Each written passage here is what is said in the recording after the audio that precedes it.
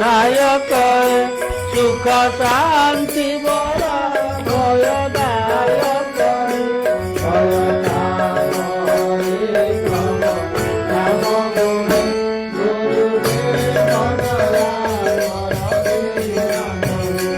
अभिमान प्रभाव गतिहीन जने तुम्हें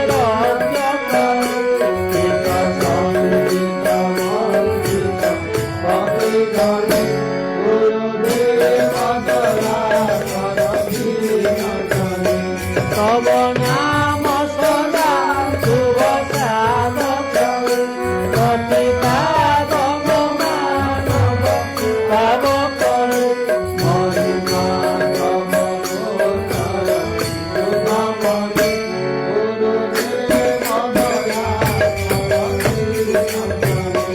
जय सद्गुरु ईश्वर प्राप्त भवरो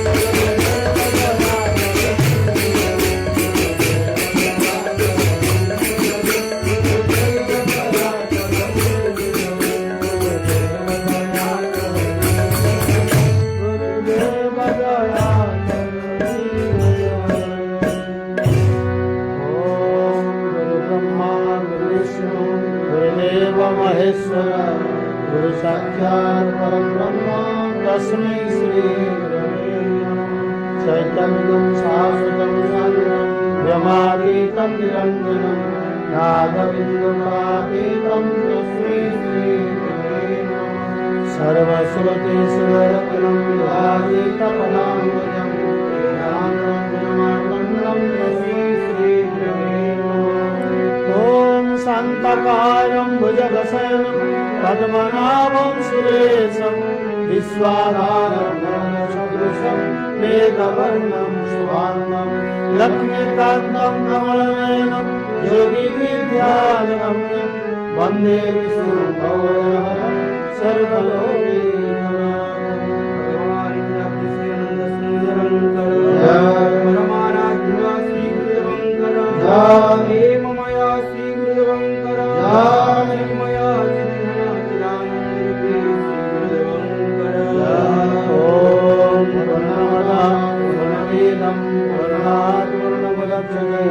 पूर्णस्य पूर्णमादाय पूर्णमेवावशिष्यते।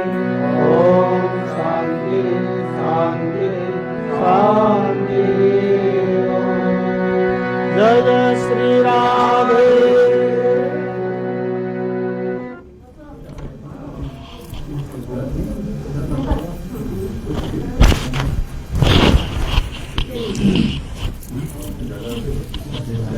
दीदी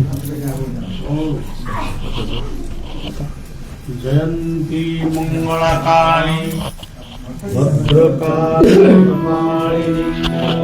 दुर्गा नमः शिवा स्वाहा स्वधा नमस्तुते वायुर्जवकग्नि वरुणसंग प्रजापतिस्त्वं प्रपितामहश्च नमो नमस्ते सहस्रकृत्वा पुनश्चयोऽपि नमो नमस्ते नीलांचल निवासाय नित्याय परमात्मने बलभद्र सुभद्राभ्यां जगन्नाथाय ते नमः सर्वमंगल मंगल्ये शिवे सर्वार्थसाधिके शरण्ये त्र्यंबके गौरी नारायणी नमस्तुते मुन्नाथ श्री जगन्नाथ मधुगुरु श्री जगद्गुरु मदात्मा सर्वभूतात्मा तस्मै श्री गुरवे नमः जगह टिके होउनांती आरु टिके बसिले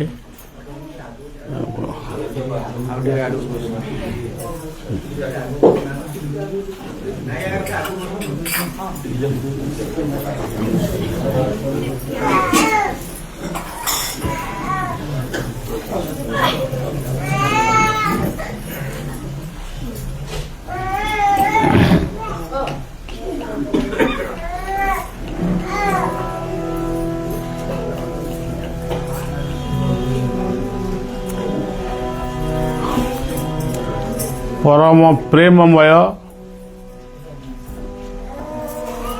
गुरुदेवंकर पदाब्जरे प्रणाम निवेदन करुछि। परमात्मा शिशु अनंतंक पदाब्जरे प्रणाम निवेदन करुछि। सोनपुर माटीर बा सोनपुर जिले तथा यही पुण्य सहर रे जो जो देवादेवी माने भिन्न भिन्न मंदिर रे पूजा पाउछंती समस्तंकु गोटिए रूप रे प्रभु शिशु अनंतंक रूप रे प्रणाम जणाऊची। आजिर अशांत विश्व देश राज्य प्रतिटी परिवार शुभकामना करुछि। सुवर्णपुर सोनपुर ये नाटी क्यों अनादि कालरू ये नाटी ये जिलाटी पाइछि। ये जिला तो बहुत परे हला किंतु मंदिर मालिनी सोनपुर ये कथा आमे अनेक दिनरू जानिथिलु मध्य। एई सोनपुर जिला माटी रे केते थर केते प्रकार कार्यक्रम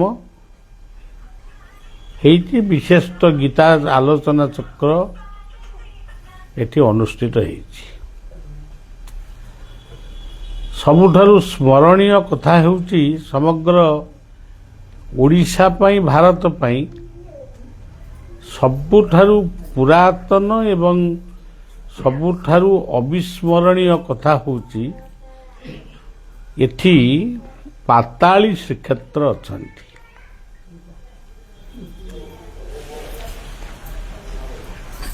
सत्य जुगरे कौनसी एक जुगरे राजा बलिंकु बामन भगवान पाताल को चापिथिले। से कथाटी आमे प्रमाण करि परिबा नहीं किंतु ताको तार भावार्थ आमे करिबा।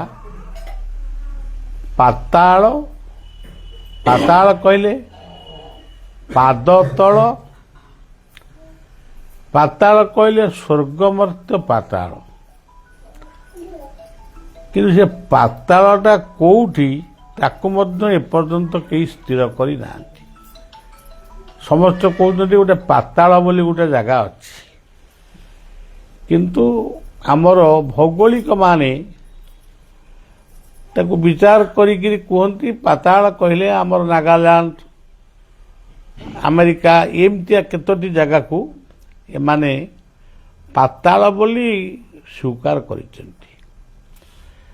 ସ୍ୱର୍ଗ ମଧ୍ୟ କେଉଁଠି ତାକୁ ମଧ୍ୟ କେହି ଦେଖି ନାହାନ୍ତି କି ଜାଣିନାହାନ୍ତି, କିନ୍ତୁ ସ୍ୱର୍ଗ ସ୍ୱର୍ଗ ସମସ୍ତେ କହୁଛନ୍ତି। ତେଣୁ ଆମେ କିନ୍ତୁ ସ୍ୱର୍ଗକୁ ଠାବ କରିଛୁ ବା ସ୍ୱର୍ଗକୁ ସ୍ଥିର କରିଛୁ ଆମ ହିମାଳୟ, ବଦ୍ରୀନାଥ, କେଦାରନାଥ, ଅମରନାଥ, ଗଙ୍ଗୋତ୍ରୀ, ଯମୁନୋତ୍ରୀ ଏହିସବୁ କ୍ଷେତ୍ରକୁ ଆମେ ସ୍ୱର୍ଗ ବୋଲି କହୁଛୁ। ମର୍ତ୍ତ୍ୟ କହିଲେ ଆମେ ଯେଉଁଠି ବାସ କରୁଛୁ ସେଇଟା ମର୍ତ୍ତ୍ୟ ଆଉ।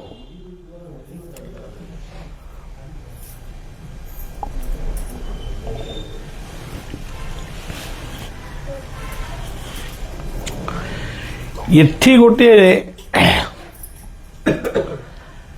ନିତ୍ୟ ନୂତନ କଥା ଅଛି। ଯେତେବେଳେ ଓଡ଼ିଶା ମାଟିକୁ ନିର୍ଦ୍ଦିଷ୍ଟ ସମ୍ପ୍ରଦାୟ ଏହାକୁ ଆୟତ୍ତକୁ ନେବା ପାଇଁ ବା ଦଖଲ କରିବା ପାଇଁ ସେ ଚିନ୍ତା କରିଛି,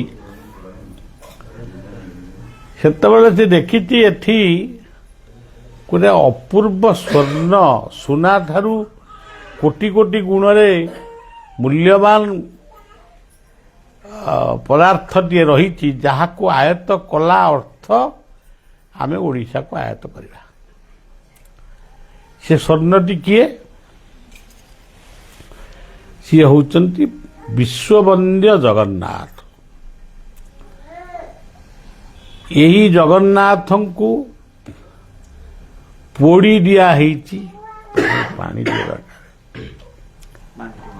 ଏହି ଜଗନ୍ନାଥଙ୍କୁ ନିଆଁରେ ପୋଡ଼ି ଦିଆହେଇଛି, ସମୁଦ୍ରକୁ ଫିଙ୍ଗି ଦିଆହେଇଛି, ପାହାଡ଼ ପର୍ବତ ଗୁମ୍ଫାରେ ଲୁଚେଇ ରଖାହେଇଛି। ତଥାପି ସେମାନେ ଜଗନ୍ନାଥଙ୍କୁ ପାଇବା ପାଇଁ ସେ ବହୁ ଚେଷ୍ଟା କରିଛନ୍ତି, ମାନେ ପାଇବା ପାଇଁ ନୁହେଁ, ଅତ୍ୟାଚାର କରିବା ପାଇଁ।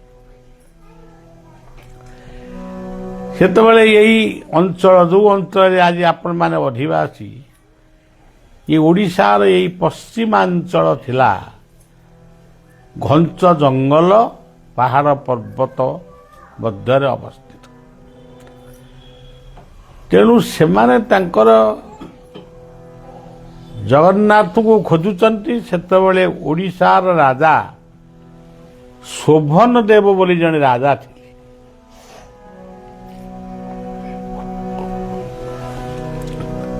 ସେ ପ୍ରଚଣ୍ଡ ଜଗନ୍ନାଥ ପ୍ରେମୀ।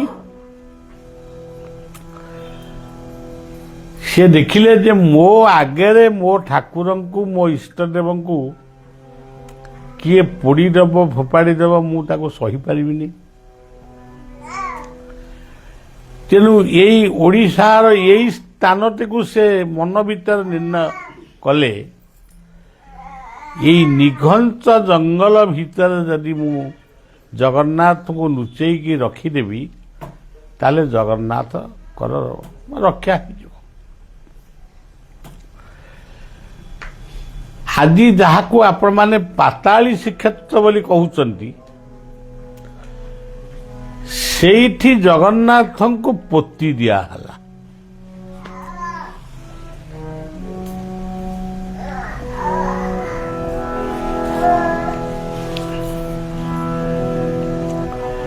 ପୋତି ଦିଆଯାଇ ତା ଉପରେ ଗୋଟେ ଗଛ ଲଗେଇଦେଲେ, ବରଗଛ। ଜଗନ୍ନାଥଙ୍କୁ ଖୋଜି ଖୋଜି ସେମାନେ ଫେରିଗଲେ। ଜଗନ୍ନାଥ ସିଏ ଜଗତର ନାଥ, ଜଗତ ଭିତରେ ମଧ୍ୟ ମାଟି ଉପରଟା ବି ଜଗତ ଭିତରେ ଅଛି, ମାଟି ତଳଟା ବି ଜଗତ ଭିତରେ ଅଛି। ତେଣୁ ତାଙ୍କୁ ମାଟି ଉପରଟା ଯେମିତି ଲାଗେ ମାଟି ତଳଟା ବି ସେମିତି ଲାଗୁଥିବ। ସେ ରହିଗଲେ କେହି କେହି କୁହନ୍ତି 120 ବର୍ଷ, ଆଉ କେହି କହନ୍ତି 108 ବର୍ଷ। ମୋଟାମୋଟି ଶତାଧିକ ବର୍ଷ ସେ ପାତାଳି ହେଇଗଲେ। ଯେତେବେଳେ ଶଙ୍କରାଚାର୍ଯ୍ୟ କେରଳରେ ଜନ୍ମ ନେଇଥିବା ଶଙ୍କରାଚାର୍ଯ୍ୟ ହିନ୍ଦୁ ଧର୍ମର ଜଣେ ରକ୍ଷକ, ବେଦର ଉଦ୍ଧାରକ, ଶଙ୍କରାଚାର୍ଯ୍ୟ ଯେତେବେଳେ ମାନେ ଭାରତ ଭ୍ରମଣ କଲେ, ସେତେବେଳେ ସେ ଜାଣିଲେ ଓଡ଼ିଶାରେ ବଙ୍ଗୋପସାଗର କୂଳରେ ନୀଳାଦ୍ରି ନୀଳମାଧବ ପୂଜା ପାଉଛନ୍ତି, ପୁଣ୍ୟକ୍ଷେତ୍ର, ସେଇ କ୍ଷେତ୍ରକୁ ଦର୍ଶନ କରିବା ନିତ୍ୟାନ୍ତ ଜରୁରୀ। ସେ ଯେତେବେଳେ ଆସି ପୁରୀ ଶ୍ରୀକ୍ଷେତ୍ରରେ ପହଞ୍ଚିଲେ, ସେ ରାଜାଙ୍କୁ ପଚାରିବେ। ରାଜାଙ୍କୁ ପଚାରିଲେ ଜଗଦୀଶ ବା ଜଗନ୍ନାଥ ବା ନୀଳମାଧବ ସେ ବର୍ତ୍ତମାନ କୋଉଠି ତାଙ୍କ ମନ୍ଦିର? ସେତେବେଳକୁ ଓଡ଼ିଶା ଭୁଲି ଯାଇଛି ଜଗନ୍ନାଥ କିଏ, କ'ଣ, କୋଉଠୁ ଥିଲେ, କୋଉଠିକି ଗଲେ। ଓଡ଼ିଶା ଇତିହାସରେ ସେ କଥା ଆଉ ନାହିଁ।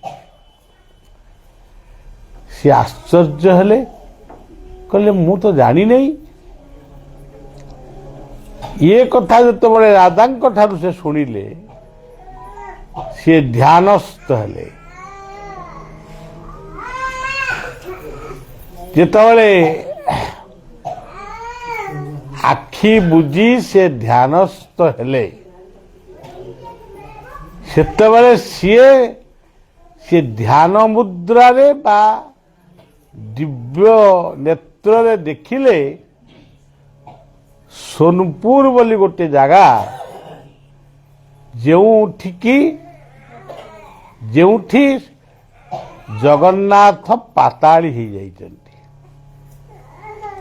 ସେ ରାଜାଙ୍କୁ କହିଲେ, ମୁଁ ଯୋଉଠିକି ଯିବି ତୁମେ ସୈନ୍ୟ ସାମନ୍ତ ନେଇ ସେଇଠିକି ଚାଲ, ମତେ ପଚାରିବନି କୋଉଠିକି ଯିବ ବୋଲି। ରାଜା ସୈନ୍ୟମାନଙ୍କୁ ବା ଶ୍ରମିକ ମାନଙ୍କୁ ପଠେଇଲେ। ଆଜିର ଶ୍ରୀକ୍ଷେତ୍ର ପାତାଳି ଶ୍ରୀକ୍ଷେତ୍ର ପାଖରେ ପହଞ୍ଚିଲେ। ଗୋଟେ ବିରାଟ ବରଗଛ ସେଠି ହେଇଛି। ସିଏ ବରଗଛକୁ କାଟିବାକୁ ନିର୍ଦ୍ଦେଶ କଲେ। ସେତେବେଳେ ଆପଣମାନେ ଜାଣିଛନ୍ତି ଗଛ ଲଗେଇବା ପାଇଁ ଆମର ସୌଖିନ ଯେତିକି ଥାଏ, ଗଛ କାଟିବା ପାଇଁ ଆମର ସୌଖିନ ନଥାଏ। ଆମର କାଠର ଆବଶ୍ୟକତା ଥାଏ, କିନ୍ତୁ ଗଛ କାଟିବା ଏଇଟା ଆମମାନଙ୍କର ଧର୍ମ ନୁହେଁ। ଆମେ ଜନ୍ମ ହେଲା ବେଳେ ଏନ୍ତୁଡ଼ିଶାଳରେ ଆମର କାଠ ନିଆଁ ଦରକାର ହେଉଥିଲା। ପୋଡ଼ା ହେଲା ବେଳେ ମଧ୍ୟ କାଠ, 6 ଖଣ୍ଡି କାଠ ବି ଲୋଡ଼ା ହେଉଥିଲା। କିନ୍ତୁ ଆଜି ତ କାଠ କାହାର ଦରକାର ନାହିଁ। ଆଜି କେବଳ ଗଛକୁ କାଟିବା ଇଏ ହେଉଛି ବର୍ତ୍ତମାନ ଆମର ଧର୍ମ। ଦିବ୍ୟ ପୁରୁଷ ଶଙ୍କରାଚାର୍ଯ୍ୟଙ୍କର ଆଦେଶରେ ଗଛଟି କଟା ହେଲା। ସେ ଜାଗାକୁ ଖୋଳିବାକୁ ନିର୍ଦ୍ଦେଶ କଲେ। ଖୋଳିଲେ, ଜଗନ୍ନାଥଙ୍କର ମୂର୍ତ୍ତି ଆଉ ନଥିଲା, କିଛି ନଥିଲା। ସେଠି କ'ଣ ଥିଲା? ସେଠି କେବଳ ଦେଖିଲେ 3ଟି ବ୍ରହ୍ମଶିଳା, ଯାହାକୁ ଆପଣ କହୁଛନ୍ତି ବ୍ରହ୍ମ। ସେଇ 3ଟି ବ୍ରହ୍ମଶିଳାକୁ ସେ ନେଇକି ଆସିଲେ। ପୁନଶ୍ଚ ଧ୍ୟାନମଗ୍ନ ହେଲେ। ଧ୍ୟାନରେ ଜାଣିଲେ, ଧ୍ୟାନରେ ସେ ଜାଣିବାକୁ ଚେଷ୍ଟା କଲେ ଏଇ ବ୍ରହ୍ମମୂର୍ତ୍ତି କେଉଁ ଭଳିଆ ମୂର୍ତ୍ତି ଭିତରେ ଥିଲେ। ସେ ମୂର୍ତ୍ତିକୁ ସେ ଧ୍ୟାନରେ ଦେଖିଲେ। ଆଜି ଯେଉଁ ମୂର୍ତ୍ତିକୁ ଆପଣମାନେ ଦେଖୁଛନ୍ତି, ଏକ ଆଖି ଆଖି ନୁହେଁ, ଏକ ସାକ୍ଷୀ ସାକ୍ଷୀ ନୁହେଁ। ଜଣେ କହିଲେ ଖାଲି ହବନି, ଗୋଟେ ସାକ୍ଷୀ ଦରକାର, ଗୋଟେ ହଁ ମାରିବା ଲୋକ ଦରକାର। ଆମର ଯେଉଁ ଲିଙ୍ଗରାଜ ମନ୍ଦିର, କେଦାର ଗୌରୀ ମନ୍ଦିର ଭୁବନେଶ୍ୱର ଅଛି, ସିଏ ମନ୍ଦିର ଭିତରେ ଗୋଟେ ପଥର ଶିଳାରେ ଜଗନ୍ନାଥଙ୍କର ବିଗ୍ରହ ରହିଛି। ସେଇ ଗୋଟିକ ସାକ୍ଷୀ ହେଲା। ଶଙ୍କରାଚାର୍ଯ୍ୟ ଯେଭଳି କହିଲେ ସେଇଭଳି ଭାବରେ ମୂର୍ତ୍ତି ସ୍ଥାପନ ହେଲେ। ଯେଉଁଠି ଆଜି ବଳଦେବଙ୍କୁ ଦେଖୁଛନ୍ତି ସେଇଠି ଥିଲେ ଶିବ। ସେଠି ବଳଭଦ୍ର ନଥିଲେ, ସେଠି ଶିବ ଥିଲେ। ଶିବ ସେଠି ବଳଭଦ୍ର ରୂପରେ ପୂଜା ପାଉଥିଲେ। ଯେଉଁଠି ଆପଣମାନେ ଆଜି ସୁଭଦ୍ରାଙ୍କୁ ଦେଖୁଛନ୍ତି ସେଠି ଥିଲେ ଦୁର୍ଗା। ସେଠି ଦୁର୍ଗା ସୁଭଦ୍ରାଙ୍କ ରୂପରେ ପୂଜା ପାଉଥିଲେ। ଏବଂ ଗୋଟିଏ ମୂର୍ତ୍ତି ଥିଲେ, ସିଏ ହେଉଛନ୍ତି ଜଗନ୍ନାଥ, ଯାହାଙ୍କୁ ଆପଣମାନେ ପତିତ ପାବନ, ଦଧିବାମନ, ଜଗନ୍ନାଥ, ଜଗଦୀଶ ଭିନ୍ନ ଭିନ୍ନ ନାମରେ ସମ୍ବୋଧନ କରନ୍ତି। ସେଇ ଥିଲେ ଜଗନ୍ନାଥ। ତାହେଲେ ବହୁ ପରବର୍ତ୍ତୀ ସମୟରେ ବଳଦେବ ମୂର୍ତ୍ତି ରହିଲେ ଶିବଙ୍କ ପାଖରେ, ସୁଭଦ୍ରାଙ୍କ ମୂର୍ତ୍ତି ରହିଲେ ଦୁର୍ଗାଙ୍କ ପାଖରେ, ଜଗନ୍ନାଥଙ୍କ ମୂର୍ତ୍ତି ତ ଅଛନ୍ତି ଏବଂ ସୁଦର୍ଶନ ଚକ୍ରଟ ଅଛନ୍ତି। ଆଉ ଏଇଭଳି ଭାବରେ ଜଗନ୍ନାଥ ସଂସ୍କୃତି ପୁଣି ପୁନରୁଦ୍ଧାର ହେଲା। ଆପଣମାନେ ଜାଣିଛନ୍ତି, ଯେତେବେଳେ ଧର୍ମର ଗ୍ଲାନି ଘଟେ ସେତେବେଳେ କେହି ନା କେହି ଆସିକିରି ଧର୍ମକୁ ଉତ୍ଥାପନ କରିବା ପାଇଁ ଚେଷ୍ଟା କରେ। ଯଦା ଯଦା ହିଁ ଧର୍ମସ୍ୟ, ଆପଣ ଜାଣିଛନ୍ତି ସେ ଶ୍ଲୋକ ମୁଁ କହୁନି, କିନ୍ତୁ ଯେତେବେଳେ ଯେତେବେଳେ ଧର୍ମର ଗ୍ଲାନି ଘଟେ ସେତେବେଳେ ସେ ଆବିର୍ଭାବ ହୁଅନ୍ତି। ସାଧୁମାନଙ୍କୁ ପରିତ୍ରାଣ କରନ୍ତି, ଦୁଷ୍କୃତକୁ ବିନାଶ କରନ୍ତି, ପୁଣ୍ୟାତ୍ମା ମାନଙ୍କୁ ମୁକ୍ତି ଦିଅନ୍ତି, ସମାଜ ପାଇଁକି ନିର୍ଦ୍ଦେଶ ଦିଅନ୍ତି, ପରାମର୍ଶ ଦିଅନ୍ତି। ତାପରେ ସେ ଲୀଳା ଖେଳା ଶେଷ କରି ସେ ପୁଣି ଫେରିଯାଆନ୍ତି। ତେଣୁ ଆଜି ସେହି ଜଗନ୍ନାଥଙ୍କର ପାତାଳୀ ଶ୍ରୀକ୍ଷେତ୍ରର ସ୍ଥାନ ସୋନପୁର ଆଜି ଜିଲ୍ଲା ହେଇଛି। ଏଇ ସୋନପୁର ମାଟିରେ ଆମେ ପଦାର୍ପଣ କରିଛୁ ଏବଂ ଗୋଟେ ଯିବା ଆସିବା ରାସ୍ତାରେ ଆମେ କେତେ ଥର ଏ ସ୍ଥାନକୁ ଉପଭୋଗ କରିଛୁ।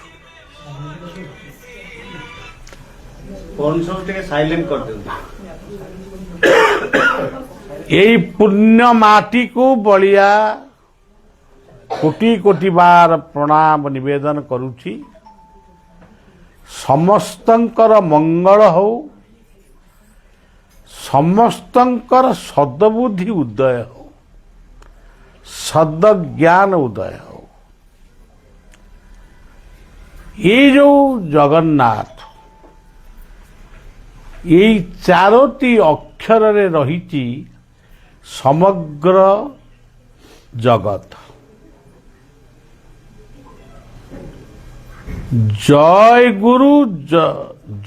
ଗୁରୁ ଜଗନ୍ନାଥ, ଏ ଦୁଇଟି ଶବ୍ଦ ଭିତରେ ବହୁ ତତ୍ଵ ଅଛି। ତାକୁ ଖୋଜିବା, ଲୋଡ଼ିବା ନିତ୍ୟାନ୍ତ ଜରୁରୀ। ଆପଣମାନେ ଆଜି ବଳିଆ ଆସିଛି ବୋଲି ଆପଣମାନେ ଏକତ୍ର ହେଇଛନ୍ତି।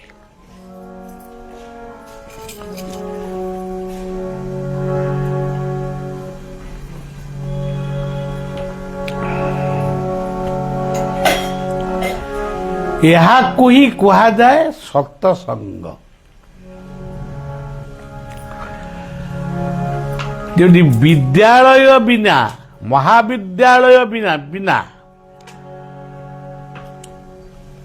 ଶିକ୍ଷକ ବିନା, ଅଧ୍ୟାପକ ଅଧ୍ୟାପିକା ମାନଙ୍କ ବିନା ପିଲା ଯେମିତି ପାଠ ପଢିପାରେ ନା, ଶିକ୍ଷିତ ହେଇପାରେ ନା, ସେଇଭଳି ଗୁରୁ ବିନା ମଣିଷ ଭଲ ବାଟ ଦେଖିପାରେ ନା। ସେ ଅବାଟକୁ ମଧ୍ୟ ବାଟ ବୋଲି ଭାବେ। ସେଥିପାଇଁ କୁହାଯାଇଛି ଆମ ଶାସ୍ତ୍ର ମାନଙ୍କରେ, ଜୀବନରେ କେତୋଟି ଅପରାଧ ଆପଣମାନେ କରିବେ ନାହିଁ। ପ୍ରଥମ ଅପରାଧଟି ହେଉଛି ଗୁରୁ ଅପରାଧୀ ହେବେ ନାହିଁ। ଗୁରୁ ଅପରାଧ କହିଲେ କେବଳ ସଦ୍ଗୁରୁଙ୍କ ପାଖରେ ଅପରାଧ କରିବା, ଏ ତ ବହୁତ ବଡ଼ ଅପରାଧ ହେଇଗଲା। ତା ପୂର୍ବରୁ ମାତା ପିତା, ଶିକ୍ଷାଗୁରୁ, ଏଇମାନଙ୍କ ପାଖରେ, ଗୁରୁଜନ, ଏଇମାନଙ୍କ ପାଖରେ ତମେ ଅପରାଧୀ ହୁଅ ନା।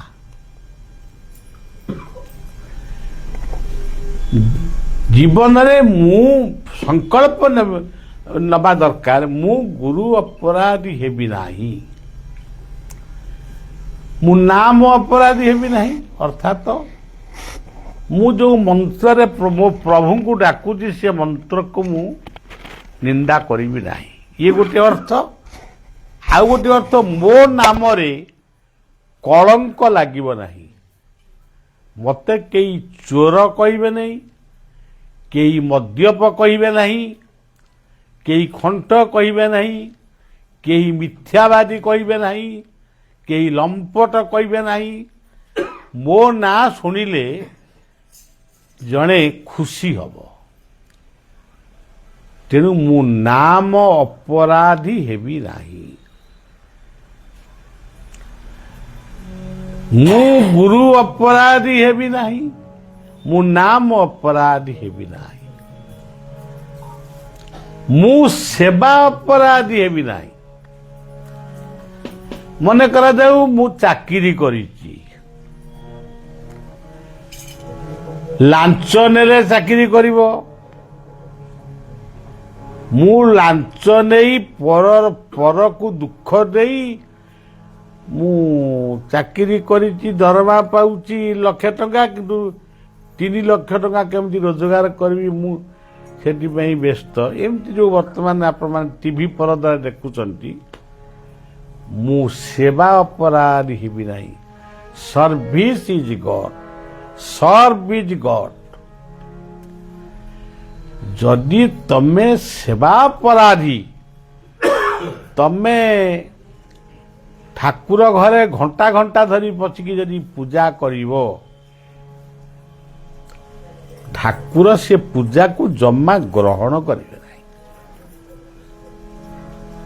Service is just like worship of god. ସେବା ହିଁ ଠାକୁରଙ୍କର ପୂଜା। ଆଉ ତୁମେ ଠାକୁର ପୂଜା କରିବ, ସେବା ଅପରାଧ କରିବ। ଗୋଟିଏ ବ୍ରାହ୍ମଣ, ସେ ପୂଜା କରୁଥିଲା,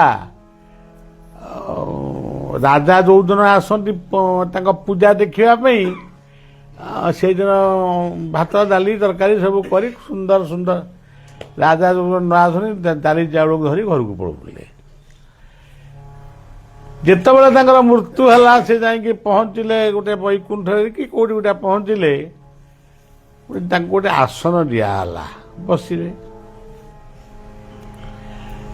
ତାଙ୍କରି ବାଟ ଦେଇକିରି ଖାଲି ଯିବା ଆସିବା କଲେ, ମାନେ ମହ ମହ ହେଇ ବାସୁଥିବା ପ୍ରସାଦକୁ ଧରି ଏମିତି ଯାଉଛନ୍ତି ଆଉଛନ୍ତି ଯାଉଛନ୍ତି ଆଉଛନ୍ତି, ତାକୁ କେହି ଖାଇବାକୁ ଦଉନାହାନ୍ତି। ସେ ଦିନେ ପଚାରିଲା, 2-3 ଦିନ ପରେ ପଚାରିଲା ଯେ ଆପଣମାନେ ଇଏ ପ୍ରସାଦ ନେଇ କୁଆଡ଼େ ଯାଉଛନ୍ତି? ନା ଅମୁକ ଜାଗାକୁ ଅମୁକ ଜାଗାକୁ ଅମୁକ। ମୋ ପାଇଁ ମୋ ନାଁଟା କ'ଣ ଲେଖା ହେଇନି କି? ନା ହଁ ଲେଖା ହେଇଛି, କିନ୍ତୁ ଲେଖା ହେଇଛି ଆପଣ ଦେଇନାହାନ୍ତି। ତୁମେ ଆପଣଙ୍କୁ ଦେବ କିଏ? ଆପଣ ଠାକୁରଙ୍କୁ ଉପାସ ରଖିଛନ୍ତି ବା ନୈବେଦ୍ୟ ଦେଇନାହାନ୍ତି। ଠାକୁର ତ ଖାଆନ୍ତି ନାହିଁ, ଆପଣ ଅର୍ପଣ କରନ୍ତି। ଆପଣ ଠାକୁରଙ୍କୁ ତ ଅର୍ପଣ କରିନାହାନ୍ତି, ତେଣୁ ଆପଣଙ୍କୁ କିଏ ଅର୍ପଣ କରିବ? ସେଇଠି କାନ ମୋଡ଼ି କ୍ଷମା ଭିକ୍ଷା କଲେ, ପ୍ରଭୁ ମୁଁ ଜୀବନରେ ବହୁତ ବଡ଼ ଭୁଲ କରିଛି, ମୋତେ ଆଉ ଥରେ ବ୍ରାହ୍ମଣ ପରିବାରରେ ଜନ୍ମ ଦିଅନ୍ତୁ, ଆଉ ଥରେ ମୋତେ ସେବାର ସୁଯୋଗ ଦିଅନ୍ତୁ। ମୁଁ ସେଇ ସେବା କରି ପୁଣି ଆପଣଙ୍କ ନିକଟକୁ ବା ଆପଣଙ୍କ ପଦାବ୍ଦକୁ ଫେରି ଆସିବି। ସେକୁ ଭାଗବତ କେତେ ସୁନ୍ଦର ଭାବରେ କହିଲେ, সেবা কাপন্য ভক্তি বলে কিবা অসাধ্য মহি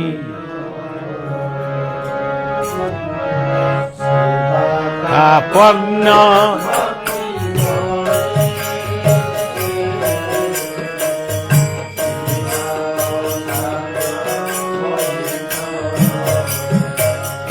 সেবা কাপন্য ভক্তি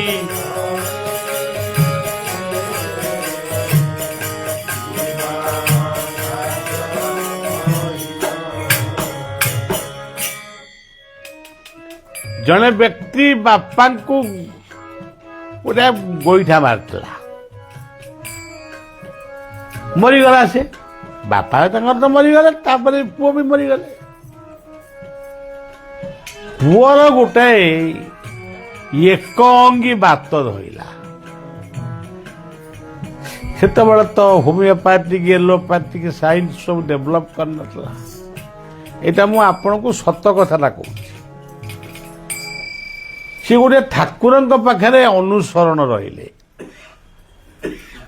ଠାକୁର ତାଙ୍କୁ ସ୍ୱପ୍ନାଦେଶ କଲେ, ତମେ ପୂର୍ବ ଜନ୍ମରେ ବାପାଙ୍କୁ ଗୋଇଠା ମାରିଛ, ସେ ଅପରାଧ କେମିତି ଖଣ୍ଡନ ହବ?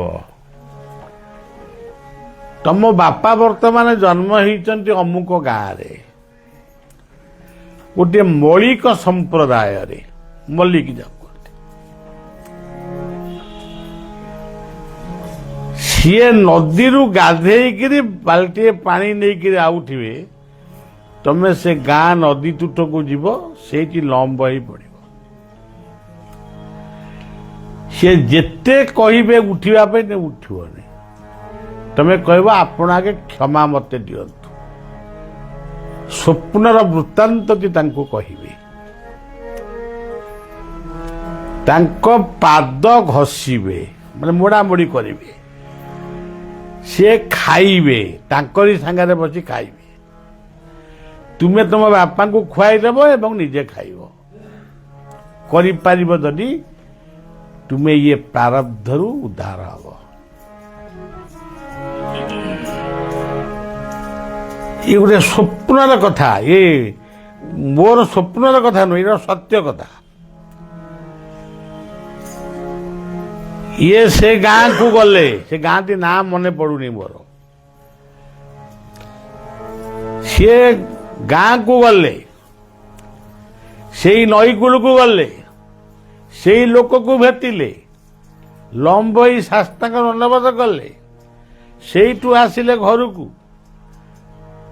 ସିଏ କହିଲେ, ବାପା ତମେ ଅମୁକ ଘରେ ଜନ୍ମ ହେଇଛ, ଆମେ କଣ ଆମ ଘରେ ତମେ ଖାଇବ? ନା ମୁଁ ତ ଖାଇବି। ଆଉ ତାଙ୍କରି ସାଙ୍ଗରେ ଖାଇଲେ, ତାଙ୍କୁ ଟିକେ 2 ଗୁଣ୍ଡା ପଖାଳ ଭାତ ଖୁଆଇଦେଲେ, ନିଜେ ବି ଖାଇଲେ।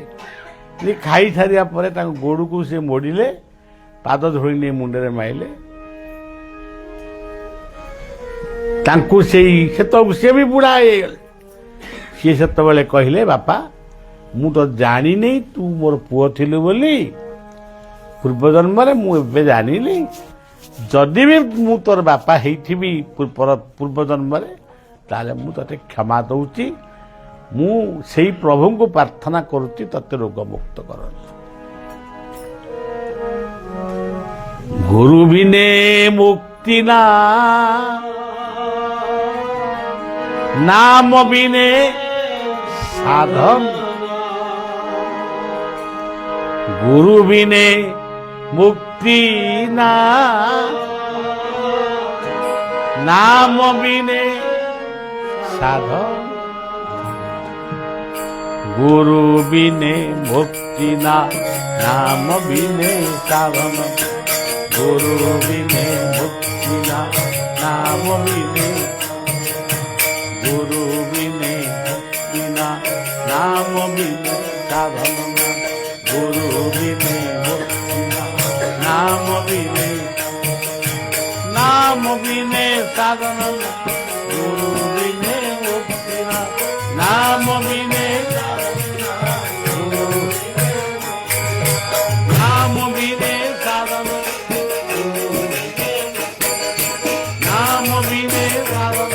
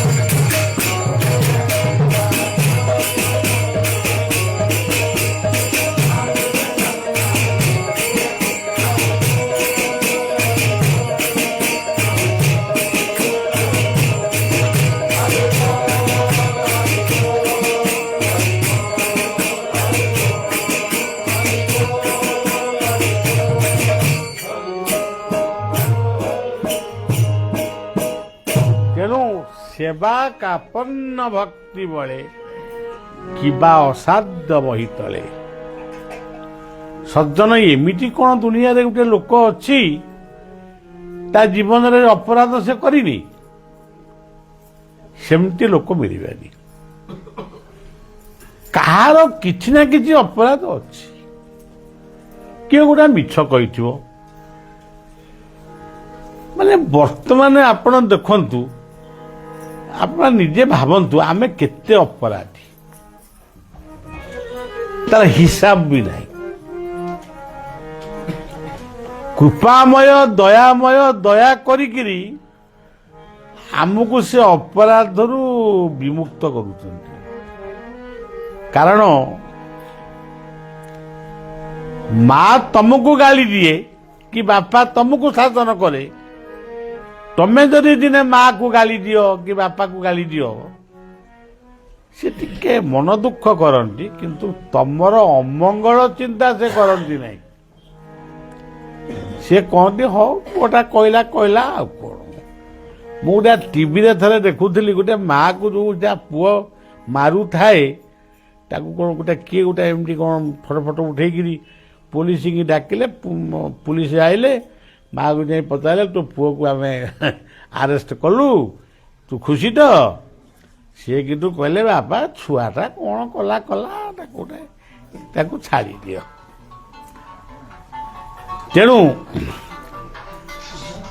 नाम बिने साधन ना गुरु बिने मुक्ति ना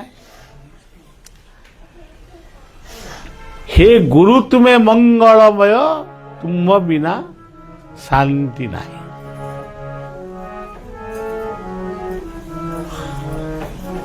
कथा हूँ वर्तमान आमे एमिटी कौन लोक आमे गोटे किए आम भीतर बिल्कुल अच्छा वर्तमान आप निजको हिसाब करंतु आमे गोटे जीवन रे केते कुकुड़ा आगे मारुचु आमे आगे सेटा को देखिलु आम निजे भावतु କେତେ କୁକୁଡ଼ା ଜୀବନରେ ଆମେ ମାନେ ଏମିତି ମୋଡ଼ିଲୁଣୁ, କେତେ ଛେଳିକୁ ଏମିତି ହାଣିଲୁଣୁ, କେତେ ମେଣ୍ଢାକୁ ହାଣିଲୁଣୁ। ଆମେ ସିନା ଗୋ ହତ୍ୟା କରୁନି, ପୃଥିବୀରେ କେତେ ଗୋମାତା ହଣା ଖାଉଛନ୍ତି ଆପଣ ନିଜେ ଭାବନ୍ତୁ। ଇଏ ଗଲା ମାନେ ମୋଟାମୋଟି କଥା, ମାଛ କେତେ ମାଇଲୁ, କଙ୍କଡ଼ା କେତେ ମାଇଲୁ, ଗଲା ଏମିତି ଗଲା ମାରୁଛୁ ମାରୁଛୁ ମାରୁ ମାରୁ ଆମର ବେଳକୁ ସେଇଟା ଏମିତି ଆଳୁ ବାଇଗଣ ଭଳିଆ ଆମର ଆଉ ମନେ ନାହିଁ ଯେ ଆମେ ଏତେ ଜୀବକୁ ହତ୍ୟା କଲୁଣୁ। ଏଇ ସୋନପୁର ଜିଲ୍ଲାର, ଏଇ ବୌଦ୍ଧ ଜିଲ୍ଲାର, ଏଇ ଓଡ଼ିଶାର ପଶ୍ଚିମାଞ୍ଚଳର ଜଣେ ମହାପୁରୁଷ ଜନ୍ମ ହେଇ କ'ଣ କହିଲେ? ଦିଲ୍ଲୀର ପାର୍ଲାମେଣ୍ଟରେ ବଳିଆ ଯେଉଁଦିନ ପଦ୍ମଶ୍ରୀ ପାଇଥିଲା, ନା ପଦ୍ମଶ୍ରୀ ଭାବରେ ନିମନ୍ତ୍ରଣ ପାଇଥିଲା ଏଇ ଯୋଉ ନୂଆ ରାଷ୍ଟ୍ରପତି ହେଇଛନ୍ତି ଦ୍ରୌପଦୀ ମୁର୍ମୁ। ମୁଁ ତ ଯିବାକୁ ମୋର ଇଚ୍ଛା ନଥିଲା, ମତେ କହିଲେ ଟିକେ ଚାଲନ୍ତୁ, ହଁ ଯିବା ଟିକେ ଦେଖି ଆସିବା। ସେଇଠି ବି ସେଇ କଥାକୁ ଉଦ୍ଧାର କରିଥିଲେ। ପ୍ରାଣୀଙ୍କ ଆରତ ଦୁଃଖ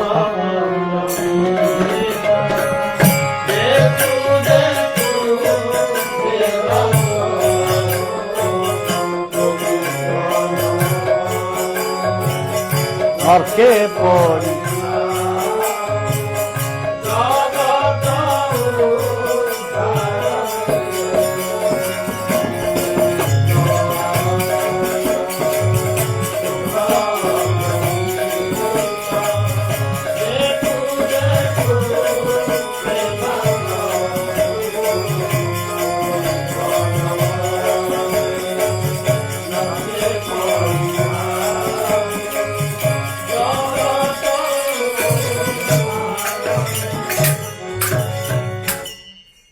କାହିଁକି ସେ କହିଥିଲେ?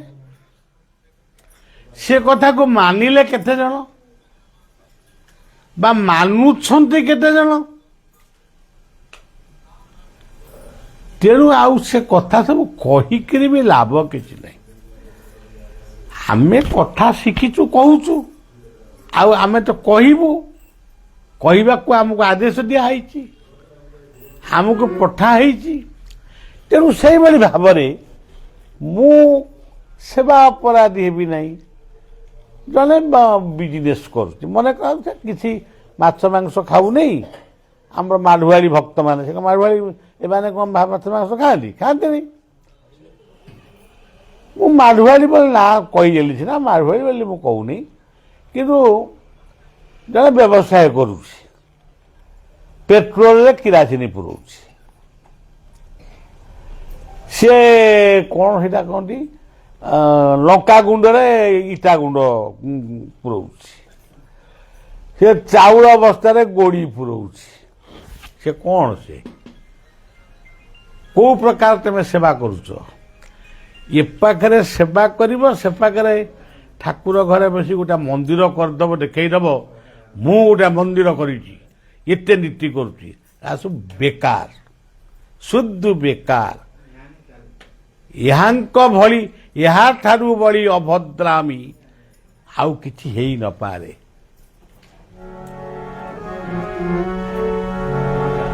ତେଣୁ ଜଗନ୍ନାଥ ଯୋଉ ଶବ୍ଦଟି, ପ୍ରଥମ ଶବ୍ଦଟି ହଉଛି ଜୟ ଗୁରୁ ଜୟ ଗୁରୁ ଜୟ ଗୁରୁ ବୋଲରେ জয় গুরু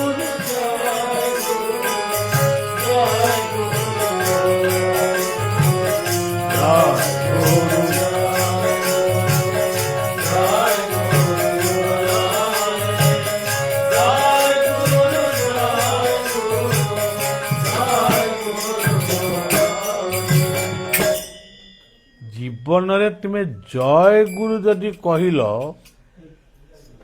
তাহলে ସେଇଠି ବହୁତ କଥା ବି ଆପଣମାନେ ଠାକୁରଙ୍କୁ ସମର୍ପଣ କଲେ।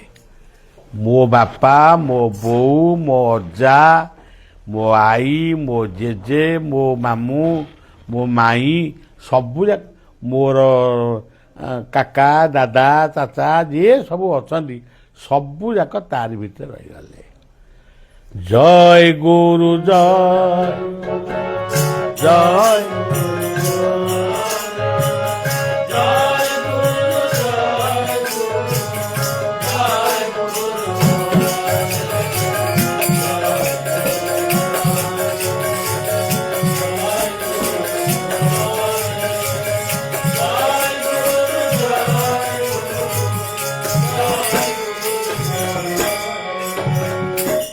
ଇଏ ହଉଛି ପ୍ରଥମ ଅକ୍ଷର ଜ। ତାପରେ ଆସିଲା ଗ। ଗଟି କଣ? ଗୋବିନ୍ଦ ଗୋବିନ୍ଦ ଗୋବିନ୍ଦ।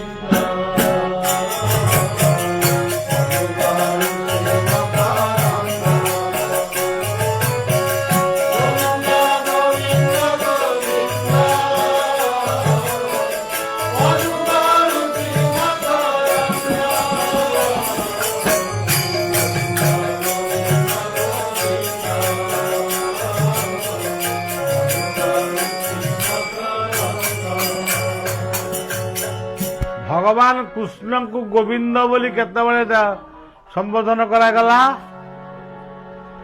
ଭାଗବତର କଥା, ପ୍ରାକୃତିକ ବିପର୍ଯ୍ୟୟ ବେଳେ ମେଘ 7 ଦିନ ବର୍ଷିଲା, ଗାଈ ଗୋରୁ ସବୁ ନେଇକିରି ଭଗବାନ କୃଷ୍ଣ ଗୋପୀ ଗୋପାଳ ମାନଙ୍କୁ ସବୁ ନେଇକିରି ଗୋବର୍ଦ୍ଧନ ପାହାଡ଼ ତଳେ ତାଙ୍କୁ ଗୋଟେ ଜାଗାରେ ରଖିଲେ। ଆଉ ଏଇ ଯୋଉ କାଣି ଆଙ୍ଗୁଠିରେ ଗୋବର୍ଦ୍ଧନ ଉଠେଇଲେ ସେଗୁଡ଼ାକ ବଳିଆ କହେନି, ମୋତେ ଗୁଡ଼ା କହି ଆସେନି, ମାନେ ମୋଟାମୋଟି ସେ ସ୍ଥାନ ଦେଲେ। 7 ଦିନ ଯେମିତି ପାଇଲା, ମେଘ ଛାଡ଼ିଗଲା, ହଉ ଚାଲ ଘରକୁ ଚାଲ, ଯିବା ଆପଣଙ୍କ ରୋଷେଇବାସ କରିବା, କି କାଠ ଫାତ ଯଦି ପଡ଼ିଥିବ ତାକୁ ଛୋଟା ଫଟା କରିକି ରହିବା ଆଉ କଣ। ସେତିକି ବେଳେ ଇନ୍ଦ୍ର ଗୋବିନ୍ଦ ନାମ ଦେଲା।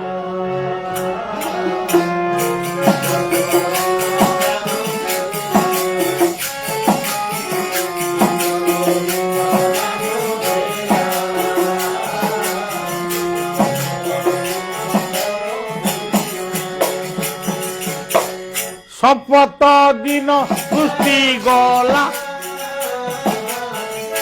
ଇନ୍ଦ୍ର ଗୋବିନ୍ଦ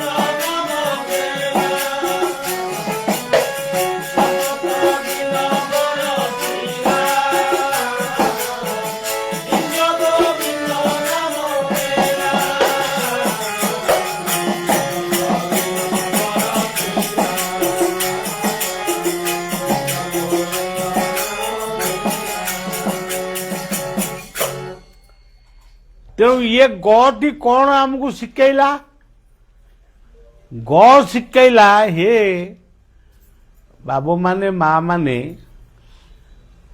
କରୋନା ଭଳିଆ ପ୍ରାକୃତିକ ବିପର୍ଯ୍ୟୟ ଯେତେବେଳେ ମଣିଷ ପାଇଁ ଆସିବ କି ଜୀବଜଗତ ପାଇଁ ଆସିବ, ସେତେବେଳେ ସେଇ ଅବହେଳିତ ମଣିଷକୁ ଜୀବନରେ କିଛି ସାହାଯ୍ୟ କର, ତାଙ୍କୁ କି ତାଙ୍କ ପାଇଁ କିଛି କାମ କର, ତାହେଲେ ତମେ ମୋ କୃପା ପାଇବ।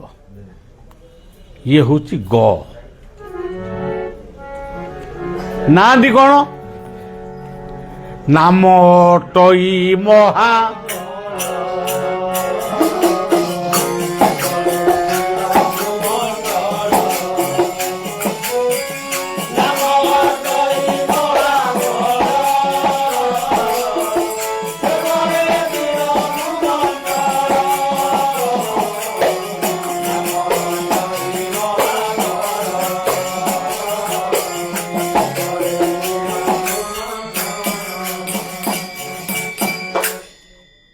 ବାପାକୁ ବାପା ବୋଲି ଡାକ।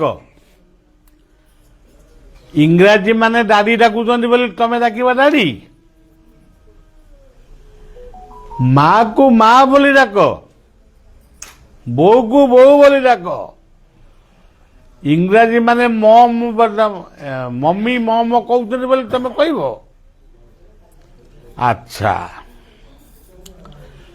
ତମେ ନମସ୍କାର ବୋଲି କହିବ, ପ୍ରଣାମ କହିବ, good morning, good night, good noon, good afternoon, ଏ କଥା ତମକୁ କିଏ ଶିଖେଇଥିଲା? କୋଉ ତମ ଶାସ୍ତ୍ରରେ ଅଛି?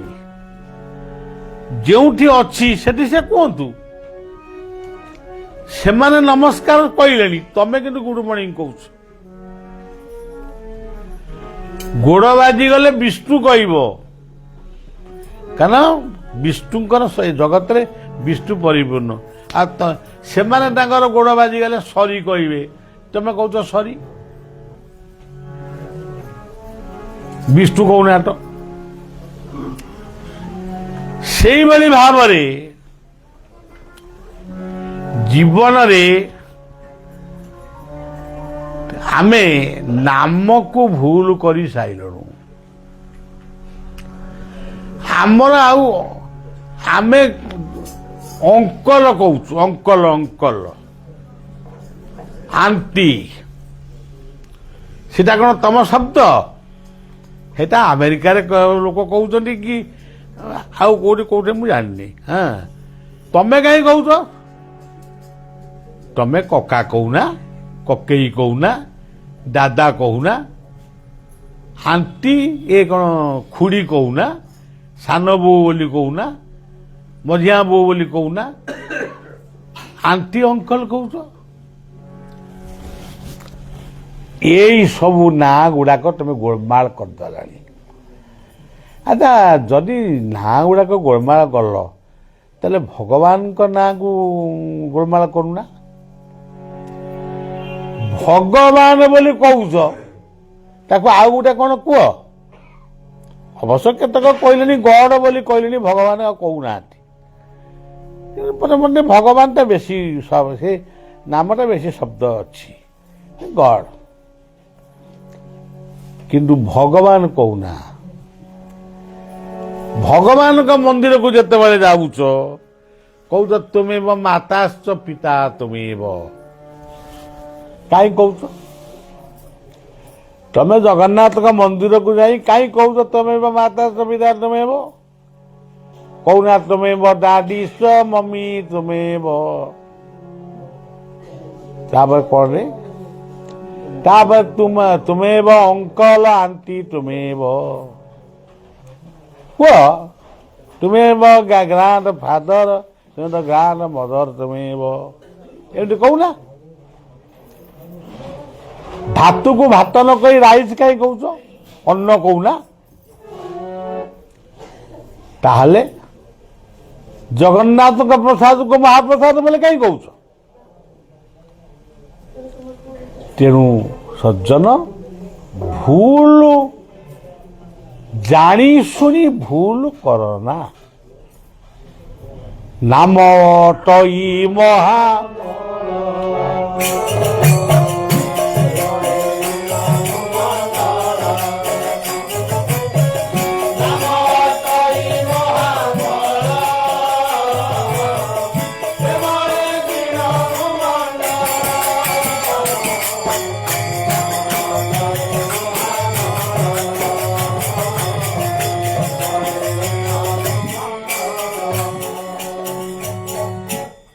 ଆପଣମାନେ କହିବେ ଆମେ ସୀତାରାମ କହିଲେ ମୁକ୍ତି ହବୁ, ରାଧେଶ୍ୟାମ କହିଲେ ମୁକ୍ତି ହବୁ, ବାପା ବୋଉ କହିଲେ କ'ଣ ମୁକ୍ତି ହବୁ? କିନ୍ତୁ ବାପା ବୋଉ ନାହାନ୍ତି କି ମୁଁ ଟିକେ ବୁଝେଇ ଦଉଛି। ବା କହିଲେ ନିଶ୍ୱାସ, ଧୋରେ ବାଇଆ ଧୋ, ଧୋରେ ବାଇଆ ଧୋ, ଧୋରେ ବାଇଆ ଧୋ, ଧୋରେ ବାଇଆ ଧୋ। ଯେଉଁ କିଆରିରେ ଗହ ସେଇ କିଆରିରେ ଶୋ, ଯେଉଁ କିଆରିରେ ଗହ ସେଇ କିଆରିରେ ଧୋରେ ବାଇଆ ଧୋ, ଧୋରେ ବାଇଆ ଧୋ, ଧୋରେ ବାଇଆ ଧୋ। ବାଟି ଚାଲୁଛି ବୋଲି ବହିଛେ, ବା ଯଦି ବଡା ବନ୍ଦ ହେଇଯିବ, ଆମେ ବର୍ତ୍ତମାନ ଗଲୁ। ବା ପା, ପା କହିଲେ ପାଣି, ପାଣି କହିଲେ ଜଳ, କିନ୍ତୁ ପାଣି କହିଲେ ହାତ, କରପତ୍ର, କର ପାଣି। ତେଣୁ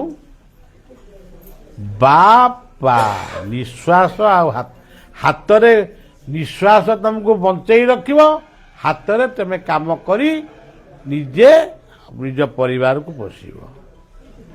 ତେଣୁ ବାପା ନାଁକୁ ଭଜନ କଲେ ଭଗବାନ ଖୁସି ହେବେନି। ଆଚ୍ଛା, ଇଏ ଗଲା ବାପା। ମା କହିଲେ ମାଟି, ମାଟି ମାଟି ମା, ମାଟି ମା ଅଙ୍ଗନେ ସୁନା ଧାନ,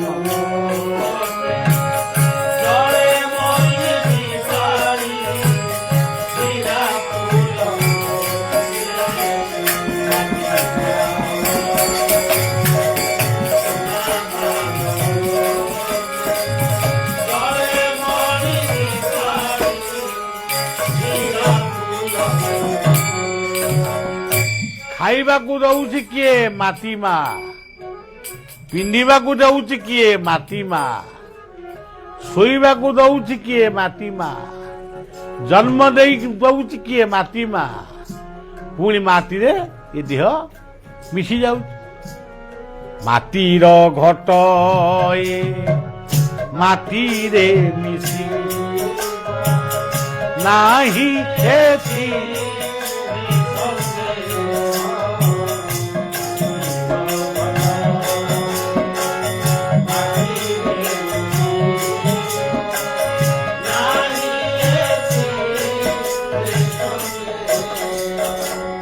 পর উপকার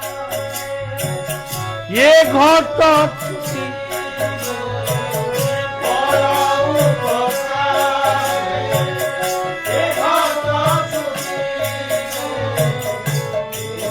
সিনা মধুম ও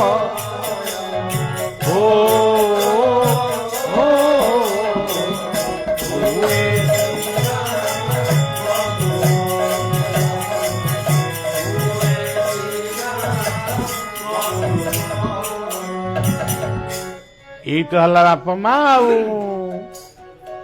ଆଉ ବୋଉ କହିଲେ ସେ ପୁଣି ଗୋଟେ ସମୟ ଲାଗିବ। ତେଣୁ ଆମେ ଆଉ ବେଶୀ ସମୟ କହିବାନି। ତେବେ ସବୁ ହଉଛି ନାମ ଅଟଇ ମହାବଳ ସେବଳେ ଜିଣ ଭୂମଣ୍ଡଳ, ନା କଣ? ଜ ଗ ନା ଗଲା। ଥଟି କଣ? ଥକା ମନ ଚାଲ ଥକା, ଥକା ମନ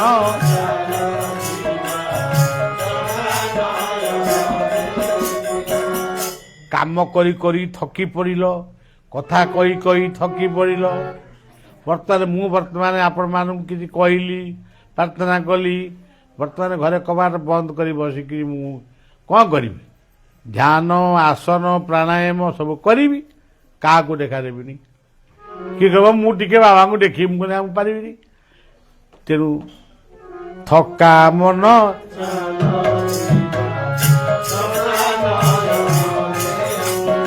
ଆଉ ଥକା ମନ ଚାଲ ଯିବା, ଚାହା ଦୋକାନରେ ପିଇବା, ମଦ ଦୋକାନରେ ପଶିବା, ଗୁଲି ଖଟି ଗପିବା କୋଉ ଲେଖା ହେଇଛି? ଆମେ ଯାଇଥିଲୁ ଗୁଡ଼ା ବୁଲିବା ପାଇଁ। ଆମ ଡ୍ରାଇଭର ସାହେବ କହିଲେ ବାବା ଏଠି ଲୋକ ଗୁଡ଼ା କ'ଣ ଗୋଟା ହେଇକି ଚାହା ବୋଧେ ବଢ଼ିଆ ହେଉଛି, ଆଣ ଟିକେ ପିଇଦେବା। ସେମିତି କିଛି ଭଲ ଚାହା ନୁହଁ, ଟିକେ ପିଇଦେଲୁ ଆଉ ନଈ କୂଳରେ ଆଉ। ତେଣୁ ଏ ଆଗ ଲେଖା ହେଇଛି ଆମର ଯେ ଥକି ଯେତେବେଳେ ପଡ଼ିବ ସେତେବେଳେ ବସିକି ମାନେ ଦୋକାନକୁ ଯିବ କି ବଜାରକୁ ଯିବ ନା, କୋଉଠିକି ଯିବ? ଏମିତି ବସିବ, ସେଇଠିକି ଯିବ। ଗୁରୁଙ୍କ ପାଦ ପଦ୍ମରେ ମନ ଦବ। ଗୋଟାଏ ମିନିଟ ହଉ, ଗୋଟାଏ ଘଣ୍ଟା ନହେଲା ନାହିଁ, 2 ମିନିଟ ହେଲା। ଆଚ୍ଛା, ତେଣୁ ଆମେ କୁଆଡେ ଯିବା ବର୍ତ୍ତମାନ? ଥକା ମନ ସେଠିକି ଯିବା। ଆଉ ଥକା ମନ ଚାଲ,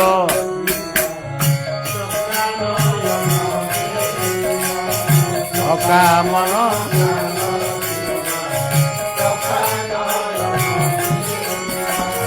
ଶଙ୍ଖଲାଭି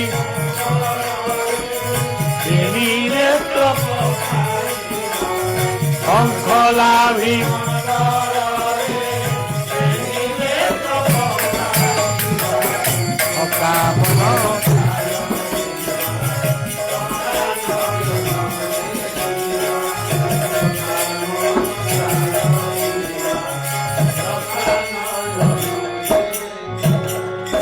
ବାଟରେ ବାଟ ମଙ୍ଗଳ ଦେଖିବା ଅଥର ବାଟରେ ବାଟ ମଙ୍ଗଳ ଦେଖିବା ପାଞ୍ଚ ମନ କରିଲେ ନରେନ୍ଦ୍ର ସ୍ନାନ ପାଞ୍ଚ ମନ କରି ନରେନ୍ଦ୍ର ଅକାମନ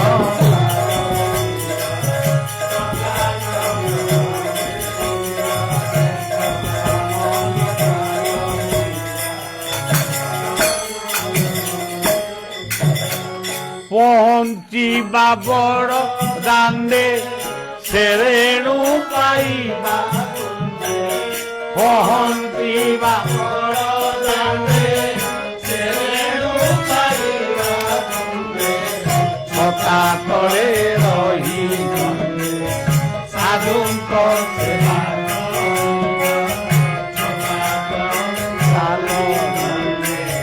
ସାଧୁଙ୍କ ସେବା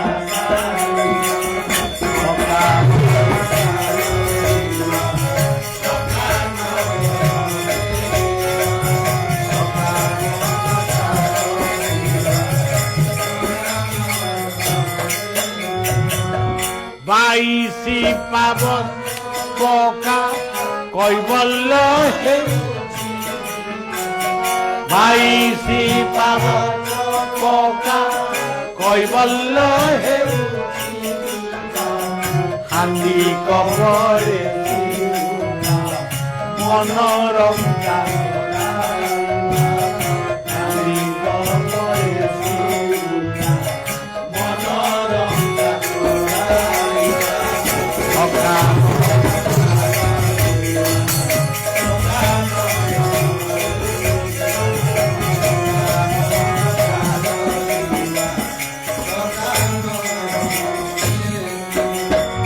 গরুড় পছরে দেখ দিশুছি কলা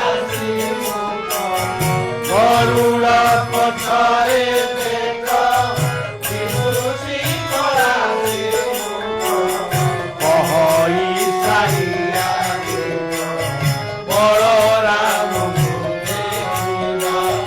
কহই সাইয়া বড় রাম